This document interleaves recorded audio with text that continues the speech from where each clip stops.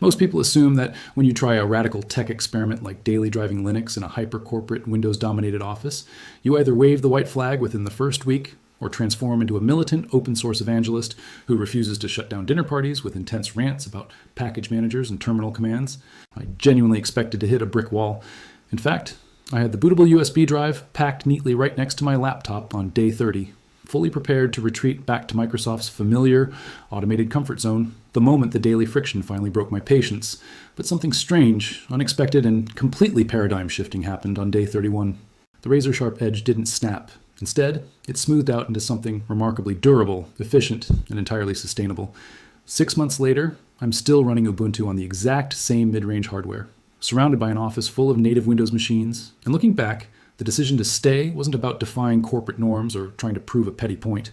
It was about discovering a level of computing stability, performance freedom, and absolute system control that I didn't even realize I was missing out on. If you're new to Nolan Tech, make sure to subscribe and turn on notifications, because we upload new tech videos regularly that help you stay ahead. The transition past that crucial 30-day milestone wasn't about everything suddenly turning magical overnight. It was about the brutal, exhausting friction of unfamiliarity finally giving way to clean, effortless muscle memory. On day 31, I woke up, opened my laptop lid, and didn't have to pause, hesitate, or mentally rehearse my workflow before getting to work. The terminal shortcuts were permanently baked into my fingers, the mounting scripts executed automatically in the background, and the daily startup ritual that once ate up nearly an hour of frustrated troubleshooting now completed in less than 90 seconds. The structural incompatibilities didn't magically vanish into thin air, but my entire architectural approach to solving them changed fundamentally. I stopped fighting tooth and nail to force native Linux applications to masquerade as Windows software. And instead, I built a reliable modular ecosystem that smartly routed around the roadblocks rather than crashing straight into them. Email shifted seamlessly to the web, where Outlook Web handled heavy messaging traffic without dragging down system resources or demanding bloated desktop processes. Collaborative writing moved entirely to cloud-based documents, completely eliminating the endless formatting chaos and compatibility breakage that used to plague documents sent back and forth across different Office machines. Microsoft Teams remained a minor, persistent headache, but pairing the browser version with a clean, lightweight notification bridge solved the alert blackout overnight, ensuring I never missed a scheduled company sync or emergency message again. The real turning point, however, came when I finally tackled the perennial, soul-crushing nightmare of Office printing. Instead of fighting random driver drops, missing queues, and mysterious spooler errors every single morning, I spent one quiet Saturday afternoon manually configuring every network printer through the CUPS web interface, installing precise manufacturer PPD files, and building dedicated printer profiles for every floor. It was a heavy upfront investment of time and patience, but it permanently transformed a recurring daily panic into a solved, zero-maintenance background task that just worked every single time thereafter. Of course, the massive elephant in the room was always Microsoft Excel and its heavy-duty VBA macros. Trying to coerce complex, deeply embedded spreadsheet automation into alternative Office suites is a guaranteed fast track to absolute madness and corrupted data. My solution wasn't to crawl back to Windows as a primary operating system, but rather to construct a contained, high-performance virtual machine running Windows 11 right inside my Linux desktop environment via VirtualBox.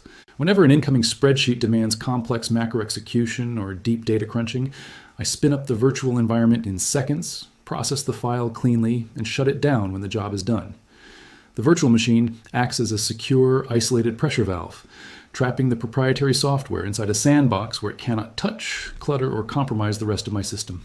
Combined with a custom shell script that automates our complex corporate VPN connection with a single keystroke, my daily workflow became exponentially faster, cleaner, and more robust than anything I had experienced on a native Microsoft setup.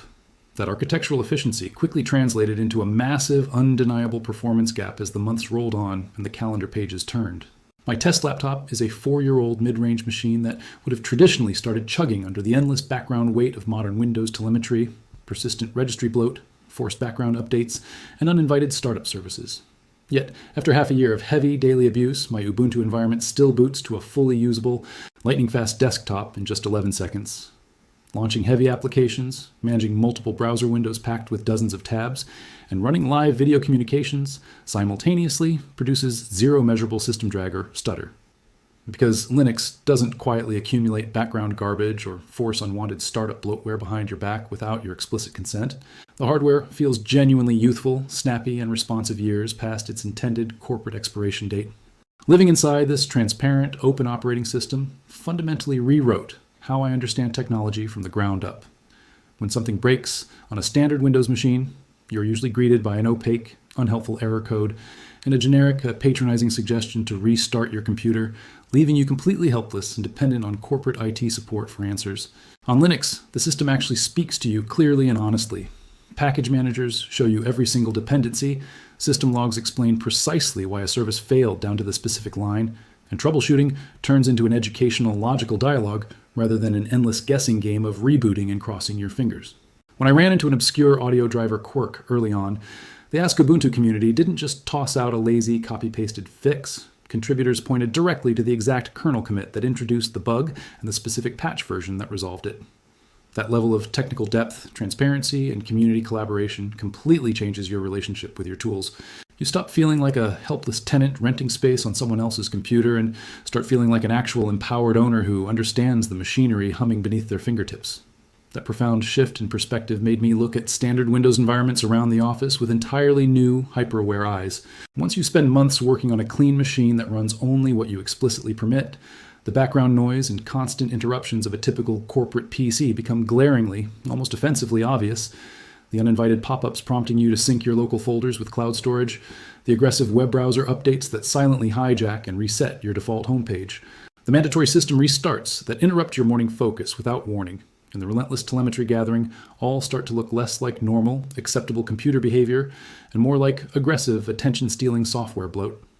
None of these individual annoyances are catastrophic disasters on their own, but experiencing true system sovereignty makes going back to an operating system that constantly fights for your attention, tries to sell you services, and overrides your preferences feel utterly exhausting. If you're enjoying this video and finding it useful, take a second to like the video and subscribe to Nolan Tech. It really helps the channel and lets us keep making detailed tech content like this. Naturally, the journey wasn't entirely frictionless, and honesty demands that we look at the persistent rough edges that remained even after 6 months of daily adaptation. Corporate IT compliance remains a delicate, informal agreement that depends entirely on goodwill and personal relationships, rather than strict official policy alignment. Certain legacy web portals used strictly for internal time tracking still flatly refuse to cooperate with open source browsers, requiring me to occasionally lean on a helpful colleague's machine to log hours twice a week. Document compatibility with Microsoft Office is remarkably solid for standard layouts and clean typography, but complex formatting, featuring custom text boxes, embedded objects, or advanced section breaks, still demands a quick, mandatory 30-second verification pass inside my virtual machine sandbox to ensure nothing looks broken before it goes out the door. I even hit a brutal, stressful wall in month 4 when an external agency partner sent over a heavy project management suite built strictly as a proprietary desktop app with heavily crippled web functionality, forcing us into slower, more manual workarounds for a few grueling weeks of collaboration. Even so, stepping back and looking at the macro picture makes these trade-offs look remarkably small in the face of what was gained. I secured 25 to 30% better battery life on aging hardware, absolute rock-solid protection against malware thanks to a secure, non-root default user model, 0 operating system licensing costs, and complete privacy from aggressive corporate data collection algorithms. More importantly, I gained the profound literacy, technical confidence, and problem-solving mindset to fix my own computer issues rather than sitting in a digital queue waiting for someone else to rescue me. Sticking with Linux wasn't about avoiding Windows out of stubbornness or ideological pride. It was about choosing an architecture that respects your hardware, honors your privacy, values your time, and ultimately gets entirely out of your way. When you remove the artificial limitations imposed by commercial operating systems, you begin to realize just how much software freedom actually matters in a professional setting.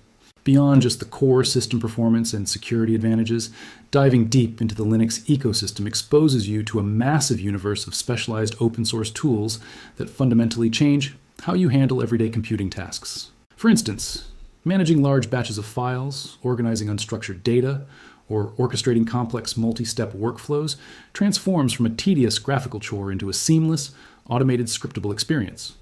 On Windows, executing advanced file sorting, bulk renaming, or automated data parsing requires purchasing expensive third-party utilities or dealing with awkward graphical user interfaces that break under scale. On Ubuntu, a simple 3-line bash script can process thousands of files in less than a second with absolute precision. This kind of raw operational leverage isn't just for software developers or systems engineers. It is an incredible superpower for any knowledge worker who handles heavy digital workloads day in and day out. Furthermore, the hardware longevity argument cannot be overstated. In a consumer tech landscape driven by planned obsolescence and yearly hardware upgrades, running an operating system that treats older components with respect is genuinely revolutionary.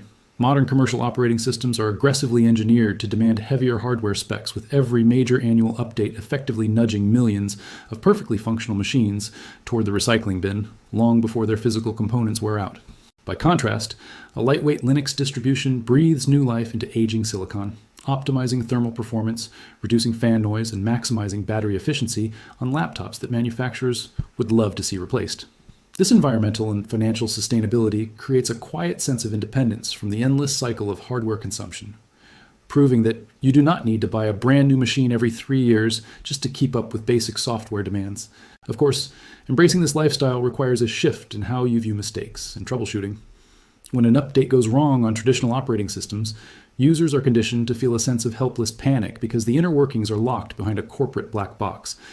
In the Linux world, failures are treated as transparent learning opportunities. When a service refuses to start or a network interface drops unexpectedly, the system hands you the exact keys to diagnose and repair the fault yourself. Over time, this transforms your cognitive relationship with technology from passive consumerism into active mastery. You stop looking at your computer as a black box that magic happens inside and start seeing it as an intricate, understandable tool that responds precisely to your commands. That psychological transformation alone is worth every single hour of initial setup, friction, and configuration hurdles encountered along the way. As we look toward the future of personal computing, the arguments for keeping your digital life enclosed within restrictive corporate ecosystems are becoming harder and harder to justify for power users and privacy-conscious professionals alike. Between aggressive data telemetry, forced cloud integrations, and unsolicited software promotions baked directly into the core user experience, the traditional desktop model is increasingly prioritizing corporate business metrics over individual user sovereignty. Choosing an open alternative like Ubuntu is no longer just a niche hobby for extreme technical enthusiasts. It is a viable, highly structured, and deeply rewarding strategy for anyone who wants a clean, fast, transparent, and private computing environment that respects their boundaries and executes their commands without question. Moving beyond standard workstation habits also opens your eyes to the incredible variety of window managers and desktop environments available in the Linux sphere, giving you total agency over how your workspace looks and feels. If you prefer a minimalist tiling layout that maximizes screen real estate and keeps your hands flying across the keyboard without ever touching a mouse, you can configure environments like i3 or Sway in an afternoon. If you want a polished, elegant desktop interface that mimics traditional layouts while offering infinite customization under the hood, GNOME and KDE Plasma provide staggering levels of visual and functional control. On Windows, you take whatever visual theme, layout restrictions, and interface updates Microsoft decides to push down your throat during Patch Tuesday. On Linux, your desktop is genuinely yours to sculpt, modify, and optimize down to the last pixel and animation curve. Another profound realization hits you when you start examining how applications are packaged, distributed, and updated across modern Linux distributions. Traditional software installation on commercial operating systems often involves hunting down sketchy download links on the web, running unverified installers, and praying that the application doesn't secretly bundle unwanted bloatware or adware into your registry. In contrast, the modern Linux package management philosophy relies on secure repositories, flatpaks, and snap packages that sandbox applications and manage dependencies with absolute mathematical precision.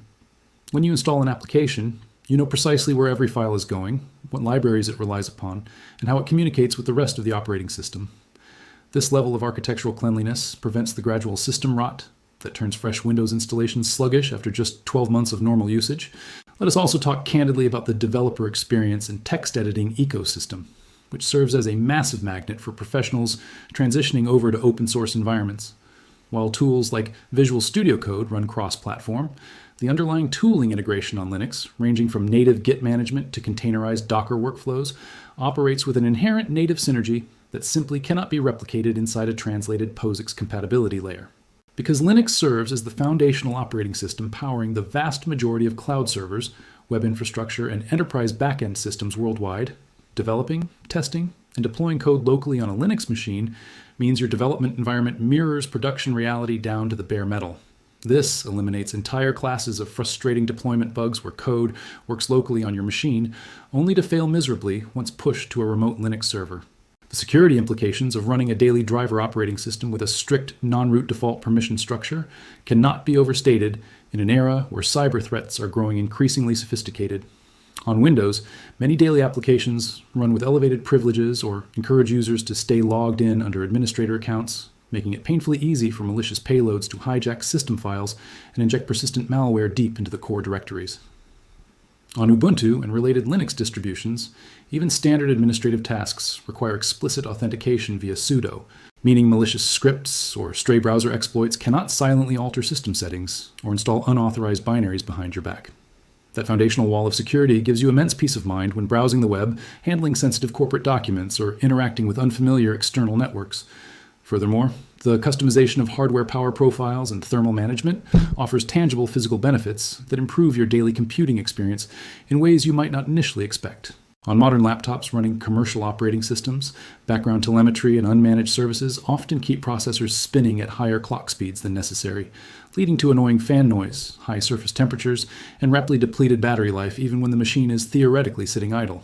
On Linux, tools like TLP and Auto CPU Frec allow you to fine-tune CPU governors, battery charging thresholds, and power states with granular precision.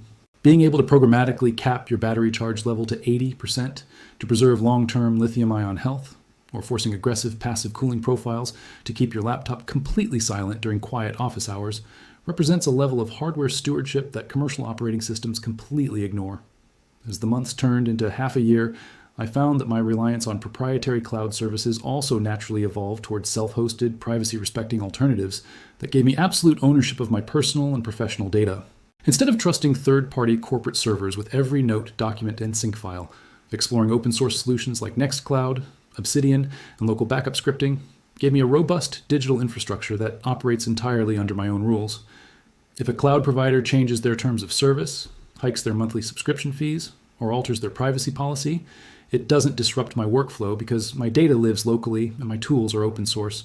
That kind of digital independence is intoxicatingly liberating, transforming your relationship with technology from being a mere consumer, paying rent for digital services, into an independent operator running your own sovereign digital domain.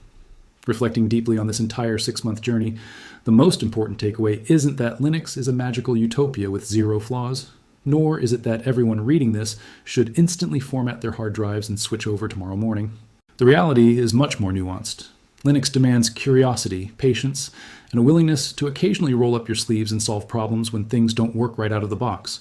For casual users who just want to open a browser and never think about how a computer works underneath, Windows or macOS will likely remain the path of least resistance. But for professionals, knowledge workers, creators, and power users who value their time, respect their own privacy, despise arbitrary software bloat, and want total uncompromised mastery over those machines they rely on every single day, the open source ecosystem offers an unmatched alternative.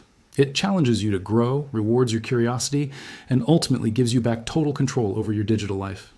If you found this video helpful, don't forget to like, subscribe to Nolan Tech, and turn on notifications so you never miss future tech videos.